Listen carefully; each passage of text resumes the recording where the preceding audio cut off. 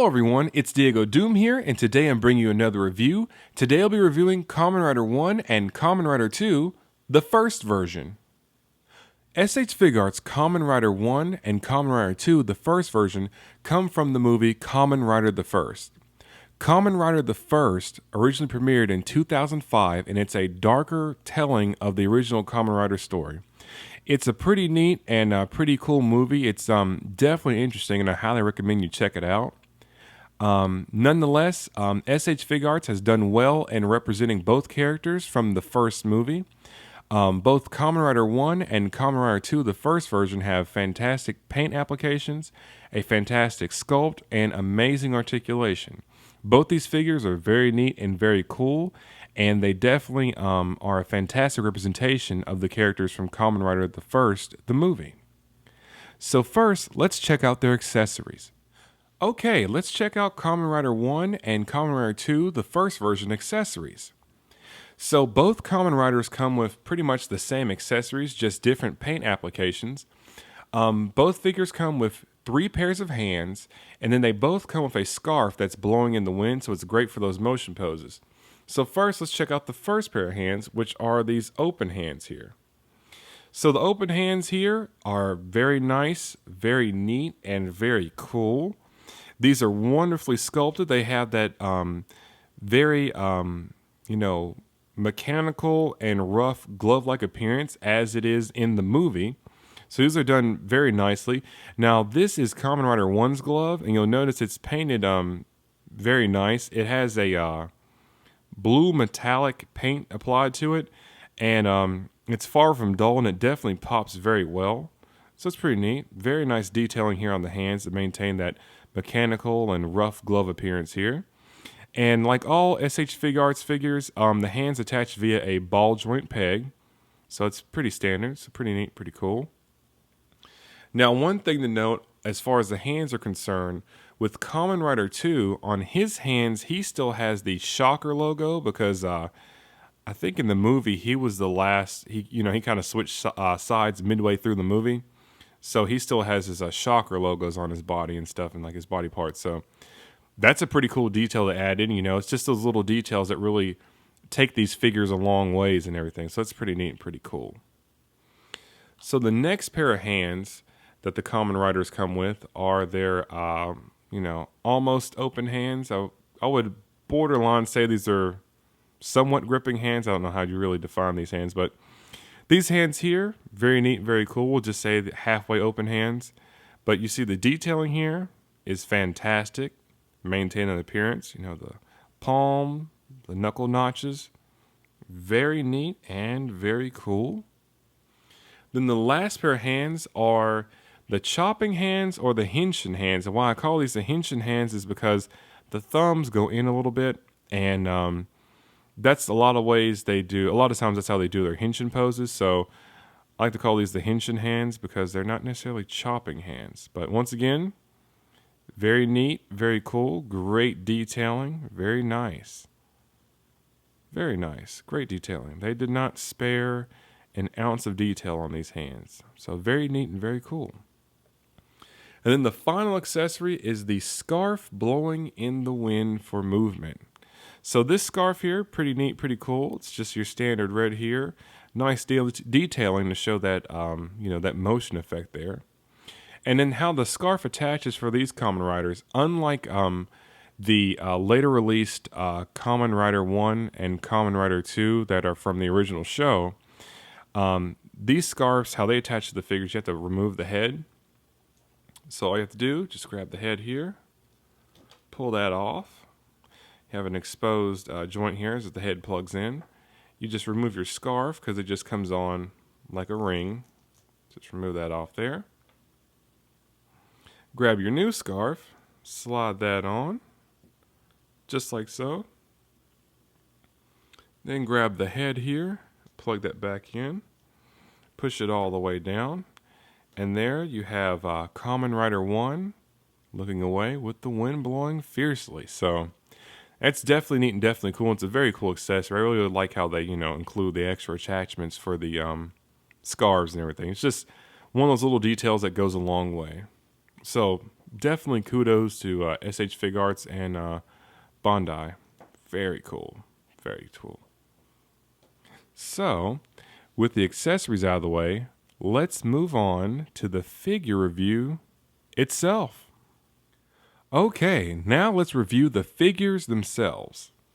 So, first you'll notice Kamen Rider 1 and Kamen Rider 2, the first versions, are definitely unique and distinct from one another. They do share a similar body structure, but their paint applications are drastically different. Kamen Rider 1 is a metallic blue, whereas Kamen Rider 2 is a metallic green. You'll notice that Kamen Rider 1 has shoulder flaps, whereas Kamen Rider 2 does not. So let's just go ahead and jump into the subtle differences in details and their articulation. So first we'll start with Kamen Rider 1. So as you can see, Kamen Rider 1 is very nice, very neat, very cool. He has some great detailing here. Very nice compound eyes here. See if we can get that to focus. Very nice compound eyes here. Very cool. As far as head articulation is concerned, he can move. He can do a full 360 as you saw because his head is on a peg there. His chin is a little bit bumped by his collar, but that's fine. So he has that. He has a little bit of forward and back movement in his head, just a little bit. Pretty cool.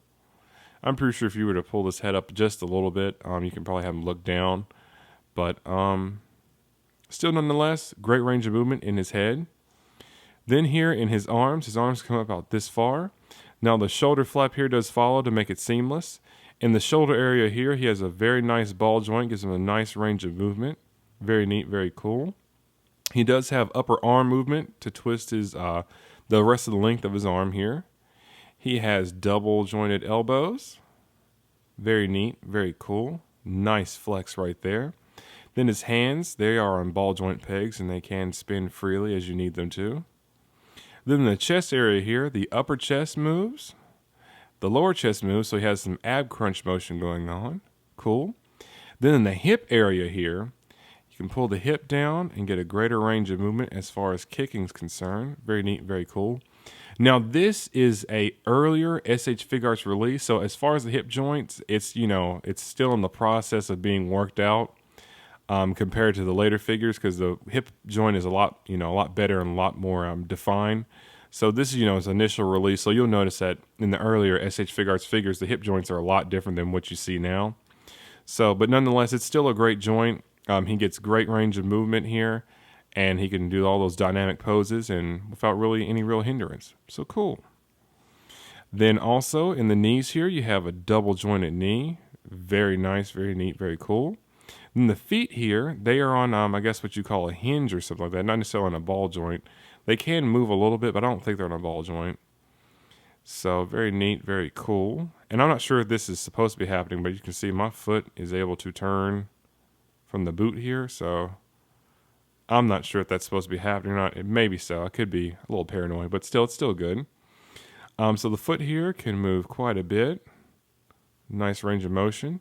And the toes here bend for quite a bit, so you have some nice potential for some running poses. Pretty cool. And then the feet here, I'm pretty sure, are made out of die cast, so it's pretty cool, and they stabilize very well. Very neat, very cool. And then as far as the detailing with Kamen Rider 1, the first version, you'll notice his belt is white, whereas Kamen Rider 2's belt is blue. You'll notice just, the overall paint scheme, he has the flaps, whereas Kamen Rider 2 does not have the same shoulder flaps. And that's about it for him.